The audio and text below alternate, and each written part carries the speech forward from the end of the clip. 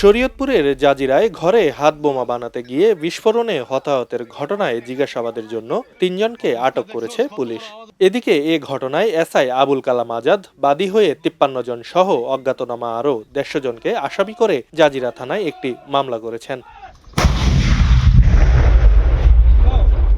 এদিকে ঘটনার আলামত সংগ্রহে উপজেলার বিলাসপুর ইউনিয়নে মুলাই ব্যাপারকান্দি গ্রামে ঘটনাস্থলে যান পুলিশের সিআইডির ক্রাইম সিন বিভাগের বোমা বিশেষজ্ঞ দল।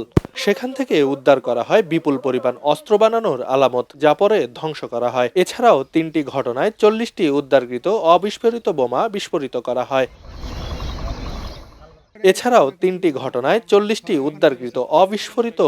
বিস্ফোরিত করা হয়। বিগত কয়েক মাস ধরে দেখতে পাচ্ছি যে বিলাসপুরে বিভিন্ন সময় দুই গ্রুপের ভিতরে যে বিবদমান ঝগড়াঝাটির কারণে তাদের ভিতরে যে বোমা তারা ইউজ করতেছিল, সেই বোমা বিভিন্ন সময় আমরা যখন অভিযান পরিচালনা করেছি, তার ভিতরে যে বোমাগুলো ছিল অ্যাক্টিভ, আমরা কোর্টের আদেশপত্রে আমাদের বিশেষায়িত পুলিশ ইউনিট এন্টিটেরিজম ইউনিটের বোম ডিসপোজাল টিমের সহায়তা আজকে আমরা সেই বোমগুলোকে আপনাদের সম্মুখেই আজকে আমরা সেগুলোকে ডিফিউজ করেছি এবং দেখিয়েছি এগুলো বোমার কতগুলো ভয়াবহতা।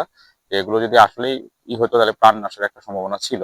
আমি আশা করব যে এলাকাবাসী তাদের এই বিষয়টাতে অনুধাবন করতে পারবেন যে জীবন নাশের আইটেম নিয়ে কখনো যেন তারা পারস্পরিক বিবদমান ঝগড়াতে যেন ব্যবহার না করেন। এতে সাধারণ লোকজনের জীবনযাত্রা মান যেমন নষ্ট হয়, জীবনের নিরাপত্তা থাকে, হুমকিও থাকে।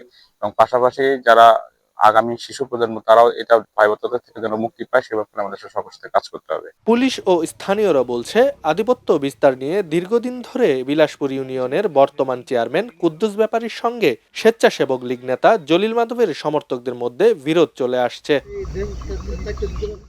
এ ঘটনায় নিহত হন সোহান ব্যাপারী ও নবীন হোসেন। এছাড়া গুরুতর আহত নয়ন মোল্লা সহ আরও ২ জনের চিকিৎসা চলছে।